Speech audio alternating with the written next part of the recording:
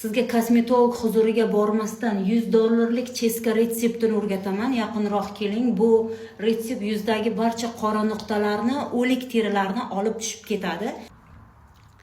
Agar siz mana shu maskani uy sharoitida tayyorlab qilsangiz, kosmetolog huzuriga borib cheska qilishingiz shart emas. Bizga kerak bo'ladi 3 ta aspirin, ezilgan limon, asal hamda suv. Bularni yaxshilab aralashtirib olamiz.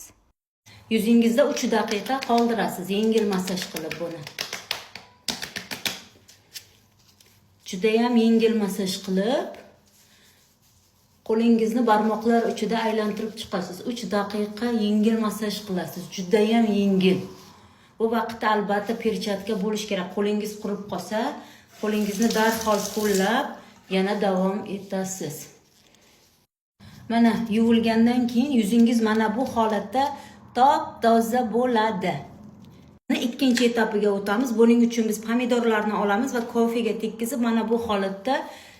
Buning vazifasi terimizdagi o'lik hujayralar olib ketildi, lekin ba'zilari qoldi. Bu yengil peeling vazifasini bajaradi. O'sha uchun uy sharoitida 1 oyda 2 marta bu cheskani qilib turing. Yuvib oldim, ya'ni pomidor bilan kofedan keyin endi yuzingizga uydagi doimiy teri parvarishingizni davom ettiring. Bu maskani 1 oyda 2 marta qiling. Yuzimni cheska qildirishim kerak deb yurgan tanishlaringizga yuborib qo'ying. Yoqqan bo'lsa, like bosishni unutmang.